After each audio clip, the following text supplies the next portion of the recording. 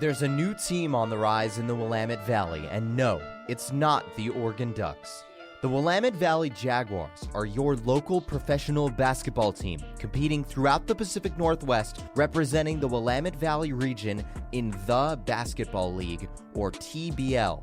The Jaguars are composed of players from across the country who grind every single day to live out their dreams of playing professionally.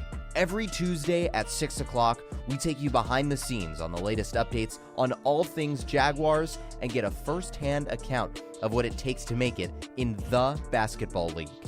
This is Jaguars Beyond the Baseline. Welcome into Jags Beyond the Baseline. I'm Isaac Doobie, your host on this Tuesday evening, recording this on a Monday here on Jags Beyond the Baseline. I'm here with a very special guest, Isaac Girley. Isaac, thanks for coming on the pod. I really appreciate it. Not a problem. Thanks for having me. How was your weekend off? You get some time off to reset? Oh, man, definitely. Yeah. Much needed reset. Got some good shots up and spent a lot of time in the Word. So, yeah. One thing I noticed about your game in looking at, your playing time throughout the year for the Jaguars, I noticed you are a guy that gets a lot of assists. You facilitate the offense, kind of set up opportunities for other people, not just yourself. Do you do that intentionally? Do you try to set up opportunities for other people, or does that just kind of happen? Yeah, it just kind of comes to the flow of the game. Definitely, as I've been trying to understand my role and position on this team and what I can bring. For the start of the season, it's been trying to understand the feel of the guys, get the guys going and stuff like that. But just definitely ready to show my full repertoire. So you've been on this team the entirety of the year, correct? And yes. Going to through tryouts since the training camp. Yeah, since training camp, beginning of the season. There's been a lot of moving parts, but you've been there the entire time. The scoring production for this team has gone way up. They scored in the game, not this past Saturday, but the Saturday before against Wenatchee. Had the highest scoring output in franchise history. As someone who's been with the team the entire time this year, what has changed in the locker room, in your guys' mentality, or just your chemistry? What has changed on the offensive end for you guys? Definitely, I would say is a lot more freedom. I guess guys are playing more free, and especially some new pieces coming in, bringing a nice ignition, if you will, and just guys just playing more free, not worrying too much. I would say definitely would be a big standout point. Going from Coach Drake to Coach Mary, about 2 weeks ago, there's a few changes she's implemented schematically and on defense, on offense. What's she like as a play caller on defense and offense compared to what Coach Drake was doing? It feels like whatever you guys are doing right now, it's working a lot better than it was early in the year. I feel like that's kind of a tough position because what's happening right now is kind of the foundation that Coach Drake kind of instilled. It just took some time to finally all come to fruition. But one thing I've noticed is Coach Mary's at this point, understanding, not trying to step on anybody's toes. She's kind of letting the team, give her feedback and stuff like that, and we go from that point. So I definitely think it's just we have good high IQ players who understand the game and the ups and downs of the game, and so I think we're just making the adjustments as we go, and but I definitely believe that a lot of the stuff that we are implementing was already there, already just in place. Just trying to find the right feel and everything like that. You guys are leading the league in personal fouls per game. What are you guys trying to do in practice to clean this up, to figure that out? We're just trying to focus on playing clean defense and point out, hey, this is a foul and whatnot. But we're a very, very strong team, very aggressive team. Me being a player, I could just be biased. Some of these calls don't seem fair, but all that I'm supposed to do and we're supposed to do is just play the game, So with the fouls or whatever the case is, we're just going to keep playing our style of defense and just with a new team, it's hard to establish a culture, or an identity. So, we just got to roll with the punches and stay consistent, and what comes forward will prove itself. The free throw shooting in the last game against Seattle was very much improved from where it was the rest of the year. I think shooting over 80% in that game against the Superhawks. Not this past Sunday, but the Sunday before. What are you guys talking about in practice at the free throw line when you get calls to go your way on the offensive side, like in connecting on those shots? I think we just, just after every break, just really spend time shooting free throws before we transition into the next drill. Just taking it serious.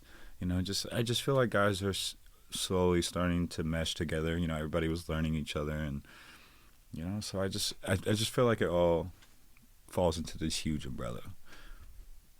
Tell me a little bit about your story. You're from LA. Mm-hmm. You said you're a big Kobe fan. Yes. Lakers in the Kobe era.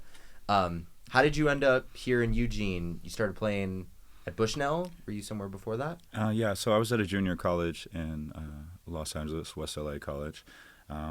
Played my 2 years, and I had a scholarship to a school in Boston. But it was COVID time, and, I just took a leap of faith. I met my lovely girlfriend, and she actually mentioned the school Bushnell, and I just had no connections at all. And I met a trainer by the name of Stephen Green, and I started training with him every day. And, I was playing basketball under a bridge out here in Eugene. It's a park. And came into contact with a former All-American and former assistant coach for Bushnell. And just one phone call from him, and I got a meeting with the head coach. And then from the meeting, had a tryout, and then they offered me the scholarship. So it just was, God's working his magic, working his way, and so now I'm here, and I've been here going on 4 or 5 years, and Eugene has taught me a lot. Yeah. So where did you guys meet? We met just kind of like through social media and stuff like that. But here or in LA or? Yeah. I was here, and then but we didn't get in contact till a few weeks later. Like, we messaged each other, didn't see the message at first, and then just everything was just divine timing. Just everything worked out, and then got on FaceTime for the first time, and just not much of a lover dude, but I fell in love, and so it was something new for me, and she's a great woman, very supportive, helped anytime I dropped my head, always kept my head forward and chasing these dreams. So big shout out to her.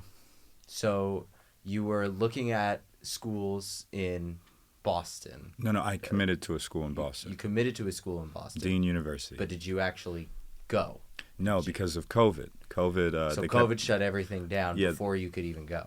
Yeah, so they were pushing it to the new year. So in that time, I got signed to Bushnell. I see. Yes. Got it. So in between, the year of 2020, yes. Right? So 2020 was the year you were going to start your freshman year at Dean in Boston? No, it was going to be my junior year. Or your junior? Yeah, so I played 2 years at West LA College. Gotcha. Okay. And then ended up doing your final couple years at Bushnell. Yes. Okay. Yeah. Okay. How did you find out about the Jaguars, and how did that kind of come your way in playing with this team? So last year I played my first professional season in Albania, and so now I'm coming back from playing in Albania. That was a different experience, and working Uber, and I heard about this team. I know some of the guys that have played for the Salem team, and they were mentioning it, and it just became a thought. And then as I started thinking about it and, asking God about it, just things started falling into place. And it just like the way life led, and then so I showed up to the tryout, and I got the invitation to the training camp, and then made the team, and now we're here. What's playing in Albania like? What's the competition like there? Oh, it's a very physical game. Players are... It's more a team game. The top teams just have like a really solid core group of guys, and just that play very well together. Just eyes in the back of their head, cuts when just stuff like that. But overall, just it's a very physical game. Yeah, just very physical game. A lot of great team defense. But yeah, it was a great experience, and I was able to play in a different role. And just there, I was just meant to like score really, and that's what I like to do.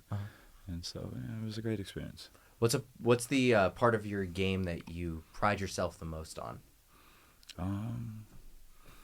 It'd have to be like my heart. It's like the tenacity for the game. Just your raw passion for it, and enjoyment and excitement about it. Yeah, that's just like when I'm playing at my in my complete zone, I guess. You just see that it's not just offense, it's defense, it's picking my teammates up. It's just an overall. I don't know. That's my game is my game. Yeah. Is there anything that you feel like you've improved on as the season has gone along this year? Yeah, just go with the flow. Okay. Just not being so caught up in performances and understanding it's just a building block process. Just take it one step at a time, look at the improvements. But definitely, I honestly feel like I've gone through a little wave of things. Like I came out starting off kind of strong and then trying to adjust. And so right now, that's why I'm grateful for a break. I got a much necessary reset and just refocus on who I am as a basketball player. Coach Mayer, I've heard from a few of the other players on the team. They say that the coaching style from Coach Drake, Brian Frazier from a couple weeks ago to what Coach Mary is very different. Like Coach Drake's much more of like a guy that's like pure, like how are you getting better every single day, kind of in your face about wanting you to improve and practicing every day, to where Coach Mary and Coach Stage, she's much more laid back. She's a lot more based in like positive reinforcement in kind of her coaching style and leadership style. What is that change been like for you in going from two very different personalities in your coaching staff as leaders? Okay. One thing I would say is Coach Drake comes from a certain type of caliber of basketball. So, his style just only replicates his journey in basketball and in his coaching. And so he just has a high standard because that's what he's acquired in his life. And I don't know too much about Coach Mary, but from what I can say, it's just it was just a learning process. For me, I look at things different, so that question's kind of tough for me because I was learning Coach Drake for his vision, because everybody has a necessary input in life. That's how I look at it. And so as I'm learning Coach Mary, it's tough because that weekend that we won, Coach Jordan was the head coach, and she was having the impact, I guess, if you will. Yeah. And so it just right now, with this last weekend being our first weekend of her coaching, yes, her coaching is very positive based and stuff like that. It's kind of a tough position. We're just learning everybody. Everybody's like relearning everything again and, playing. But I like her style. I'm excited to see what the rest of the season has, and as she maybe gets more comfortable, or I don't know, I feel like she's playing it smart, like a calculated chess player, and so, you can appreciate that, and just ready to just keep getting back to it. One thing that I've talked to a few of the players about, you guys have like mandated scheduled time to spend together as a team, and you talk about learning with each other, with all the coaches, and with all the players throughout the season. Mm-hmm. What's the camaraderie of this team like as the season has progressed? Of course, things have changed a lot throughout the year, but like what's the state of just the team's camaraderie right now? I mean, honestly, I feel like we have a really great team. Okay. The guys itself really are close-knit. Everybody has their battles and stuff like that, but nobody really has a pride issue, which is massive in sports, especially professional sports. Everybody has a journey. That's one thing that I really appreciate about being on this team, is the people's journey tells a story, a real story, and had to face adversity and stuff like that. So right now we're just in the process of trying to get everybody to let their journey come out in the way they play basketball, and that comes through time and stuff like that. And some guys have gotten a little bit quicker than others, and but just it's tough because there's like some new additions that come in, and just we're just everybody's trying to get in how they fit in, and so I feel like this team is dangerous, very dangerous, and I think the league can start noticing a little shift, and so in that shift, the Jaguars are going to make some noise, but yeah. So we're just finding our flow, and the more time we spend together, and more time we practice and compete with each other, I think that all the pieces will start falling together. I like that a lot. I think about the game against Wenatchee when I think multiple times in that game, there were 2 times in the second and the fourth, you guys are down by double digits. I think in the second, you guys were down by 20 and then pulled it into a 2-point game. I think you had a score that like brought it within a 1-possession game. Same thing in the fourth quarter where you guys are down by double digits, able to make it a really close game. In those moments, what are you guys saying to each other to pump each other up, to encourage each other, to kind of inspire those scoring runs and those runs where you guys are playing some of your best basketball?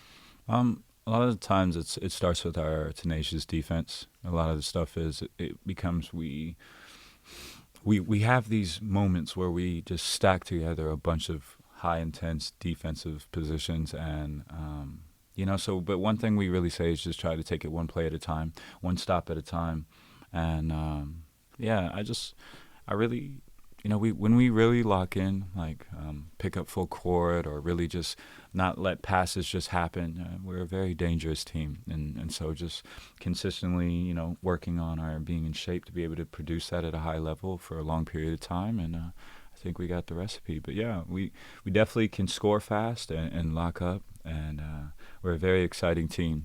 So once we get it all together, they're in trouble. So you guys will get a rematch against Wenatchee on Sunday. One thing I noticed about them, they were very flashy, especially their star guard, their all-star guard in Chris Cromartie. He was throwing like behind-the-back passes. He probably had like 10 turnovers because he was trying way too much and going way too much into the antics. Do you read into that at all as a player competing against that? To me, I don't know. I look at the game a little different. That's just his style. And that's probably his journey of basketball. That but the tough part about it is like, yes, it's flashy and there's a lot of turnovers, but for his turnovers to the plays that he actually does make, it's pretty good. It's pretty good. But it's just. That's what it's about. It's for the fans. He understands like the business side of things, the entertainment side of it. The entertainment side, exactly. Yeah. But there's a player like that in Albania, except he, just maybe a lot less turnovers, but just no look passes, just some of these crazy things. You just gotta have, the guts to just pull it off. So he just is having fun. So yeah, he has a nice old man flashy game. It's funny. Yeah.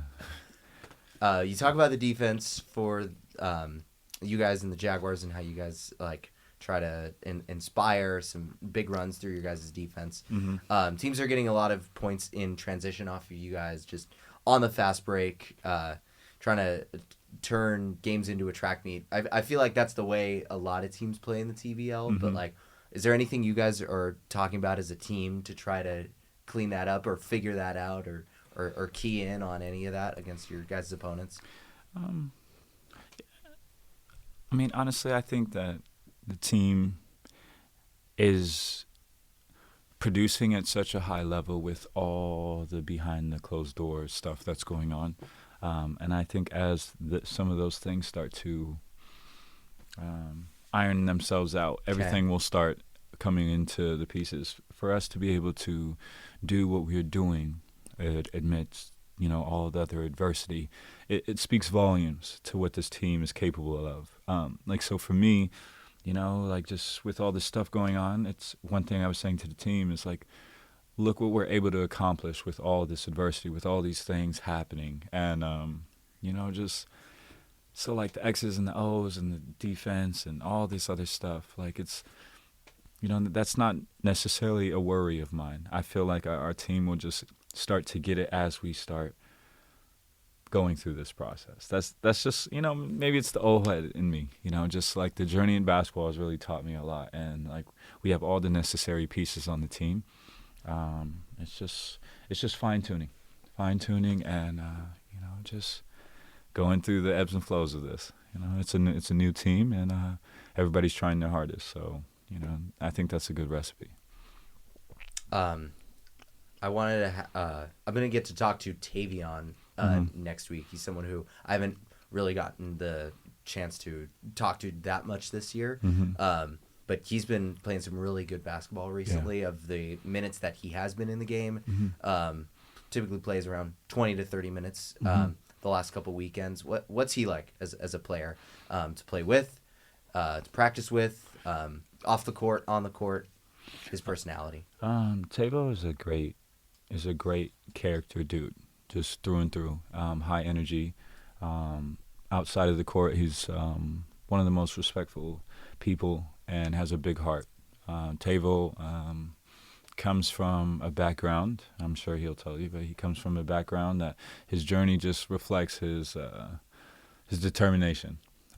This is probably one of the most dedicated people on the team. He really just works at his craft. He comes at practice with high energy, and stuff like that.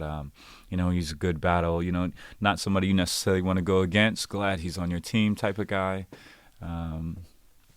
I don't know, he just always comes with the energy. He's always encouraging and his game is really nice, for a big man to be a bigger guy, to be able to shoot the ball how he does and then get downhill. And he really likes his left hooks towards the middle. Okay. Yeah, does that at a high clip.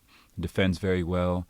Can get up and down. He was dealing with a little injury and he took the time to let that heal, and then it was just night and day difference. So just really happy seeing him walk into that role.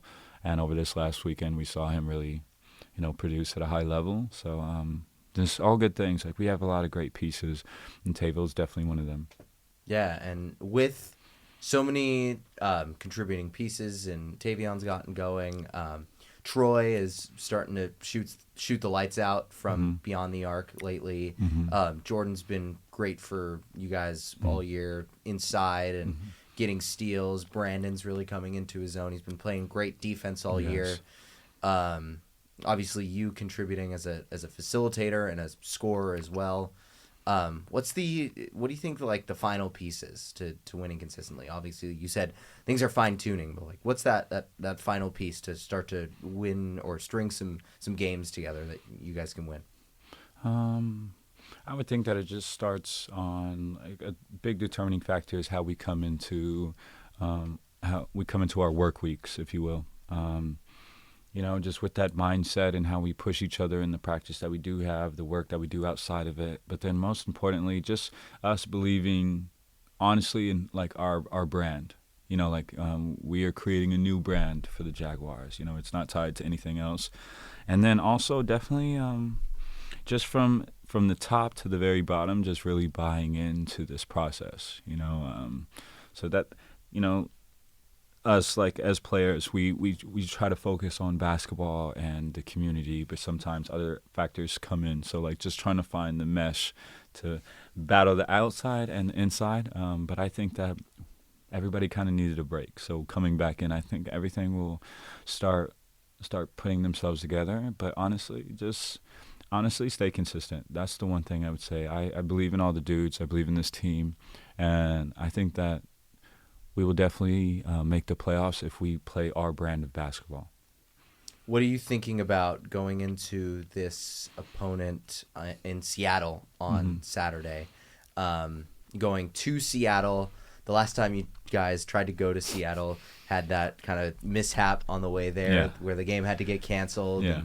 And the flat tire. Nobody got hurt, but still, it's not fun to have to try to travel all the way out there and then not get to play a game, have to come back. Yeah. what are you thinking about going to Seattle this weekend on Saturday? That team, that opponent, and playing there in Seattle. Honestly, I feel like we matched up pretty well to Seattle. I feel like we let them shoot maybe a little too many uncontested threes. But honestly, I feel like even with teams having really big players or all like versatile players, I feel like we match up very well. And it's all about a game of runs. So just managing, they may go on a run. Just make sure that we don't allow too much bleeding. If their bleeding does occur, just being able to call a timeout or being able to like readjust and take a good shot or stuff like that. So I think it's just execution, and then defense. Everything else will like start falling in, like I'm saying, and it's all part of the process. So I'm not too worried. It's just small tweaks. At the end of the day, a lot of the games that we play, we can look at ourselves and be like, if we just did this and did this. It wasn't like, this team is just so much better than us. We just can't match up. No, I don't think we have any worry about that for any team this season. So, just do what we do and just do it at a high level. And then you got an opponent in Wenatchee Valley College on Sunday. That'll be a good matchup. So the one on Saturday against Seattle, that'll be at Seattle Pacific University at 7 p.m. The one against Wenatchee on Sunday at Wenatchee Valley College, that'll be at 3 o'clock Pacific time.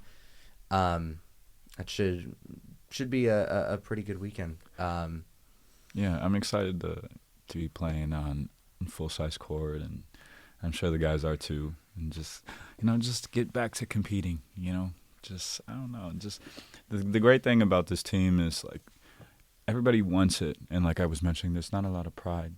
Everybody has their own brand of basketball and identity, but for the cumulative aspect of the team, we've all really kind of bought in. So just putting things together, find the right rotations, and just execute. We a lot of times we'll string together 3 quarters. So time to get that last quarter in there and come out with a lot more W's. I kind of forgot about that. You guys have been playing on a high school size court. Yeah. What adjustments do you guys make in playing on a smaller court? I'm not exactly sure how much smaller it is compared to a regular. It's a tremendous difference in the shooting and stuff like that. And a lot of the times we're repping out for the proper distance.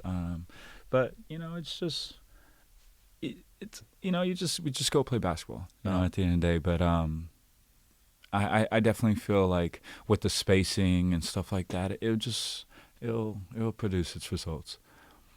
So when do you guys practice on a like regulation? Do you guys also practice on a high school court? Yeah, like a high school court. We practice at the YMCA in Albany, and it's a great facility. But it's not regulation.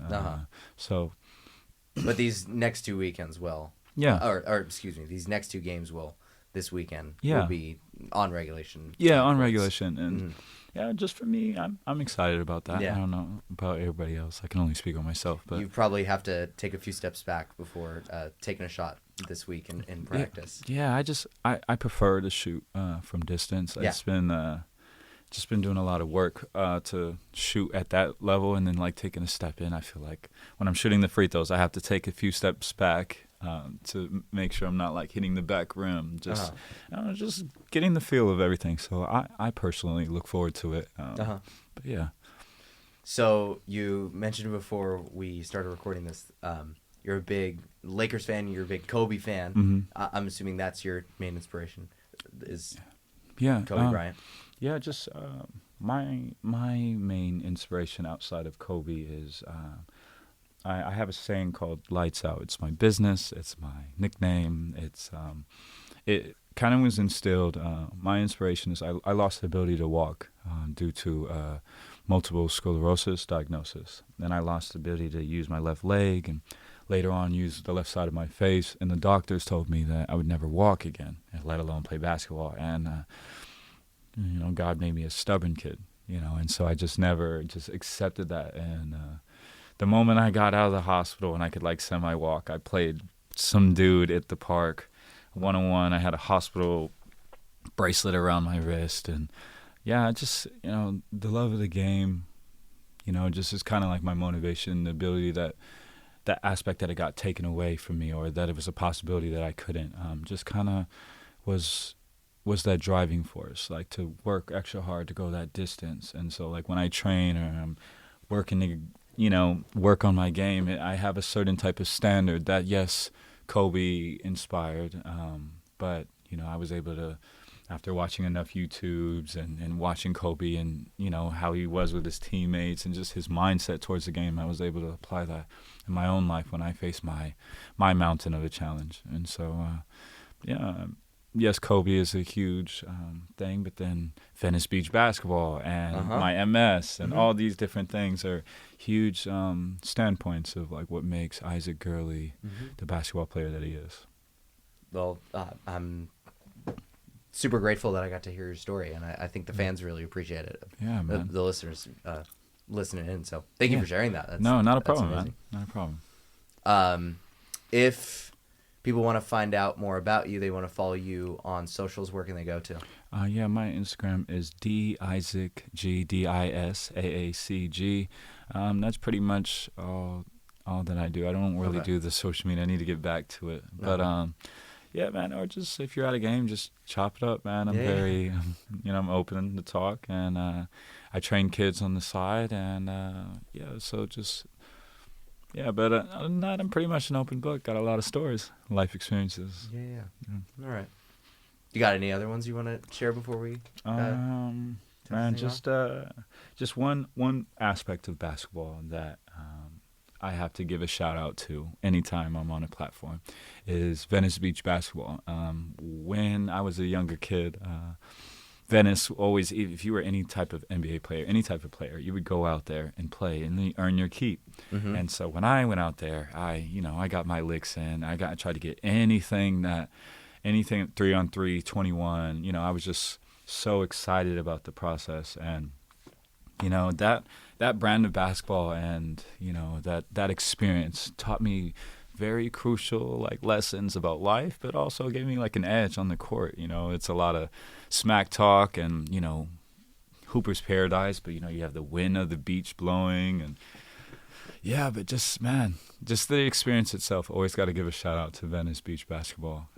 It just has a huge stamp point on my basketball character. So grateful for it. You feel like the competition is tougher at Venice Beach than it is in TBL? Oh man, it's a different beast. Okay, it's a different beast. There's some, you'll see some talented dudes there. Okay. That play other places. There's dudes that play in the TBL that have played in the Venice Beach Basketball League and stuff like that. But it's just you don't get the calls. You don't get the calls. You get it's an experience that you can't be replicated anywhere else unless you're there. Yeah. So Well, thank you for sharing your story, Isaac. Of course, man. Thanks for coming on. Thanks for having a chat. For having me. Yeah. Reminder: the Jaguars will be on the road this weekend for 2 games. The first against the Seattle Superhawks in a rematch from 2 weekends ago. This time it'll be at Seattle Pacific University against the Superhawks, and then the Jaguars travel to Wenatchee Valley College to play the Big Horns at 3:00 on Sunday, this coming Sunday. Really appreciate you, Isaac, for coming on and having a chat. Not a problem. It was great. All right. This has been Jags Beyond the Baseline. I'm your host, Isaac Doobie. Thanks for listening to KWVA 88.1 FM and KOCR Oak Ridge 91.5. Thanks for tuning in to this week's edition of Jaguars Beyond the Baseline. If you want to find out more about the Jaguars, you can go to their website at wvjags.com or follow them on Instagram at wvjags. Come hang out next Tuesday at 6 o'clock for another episode of Jags Beyond the Baseline. I'm Isaac Doobie signing off on KWVA 88.1 FM and KOCR Oak Ridge 91.5.